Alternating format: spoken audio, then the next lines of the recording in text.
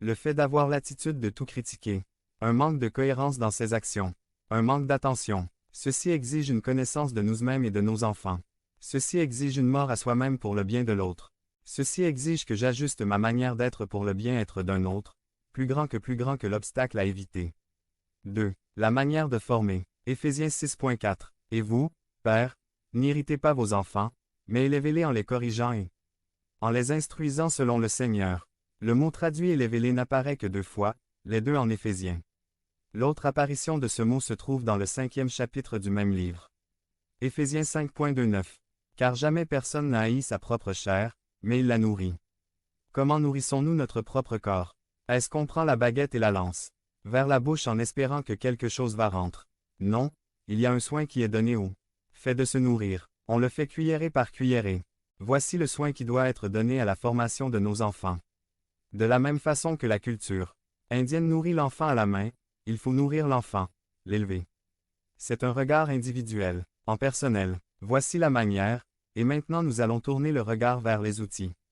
Les outils de formation. A. La correction. Éphésiens 6.4. Et vous, pères, n'irritez pas vos enfants, mais élevez-les en les corrigeant et en les instruisant selon le Seigneur. Le mot corriger n'est pas un mot qui apporte beaucoup de joie. Qui est l'enfant qui aime ce mot? Hébreux 12.11 utilise ce même mot. Hébreux 12.11. Il est vrai que tout châtiment semble d'abord un sujet de tristesse, et non de joie. La dernière partie du même verset nous donne la deuxième outil. B. L'instruction verbale. Éphésiens 6.4. Et vous, pères, n'irritez pas vos enfants, mais élevez-les en les corrigeant et en les instruisant selon le Seigneur.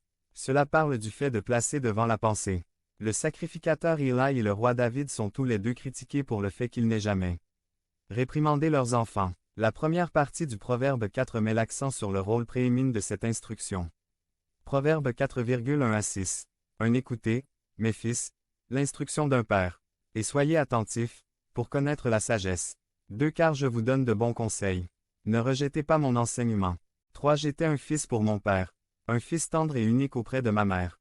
4. Il m'instruisait alors, et il me disait, que ton cœur retienne mes paroles. Observe mes préceptes, et tu vivras. 5. Acquiers la sagesse, acquiers l'intelligence. N'oublie pas les paroles de ma bouche, et ne t'en détourne pas. 6. Ne l'abandonne pas, et elle te gardera. Aime-la, et elle te protégera. Pouvons-nous dire cela de notre conseil? Prenons simplement 2 amis. Pouvez-vous dire à votre ami suis mon conseil et tu vivras. Que ton cœur retienne mes paroles. Observe mes préceptes, et tu vivras. On devrait pouvoir le dire de tous nos conseils, surtout tout le conseil qu'on donne à nos enfants.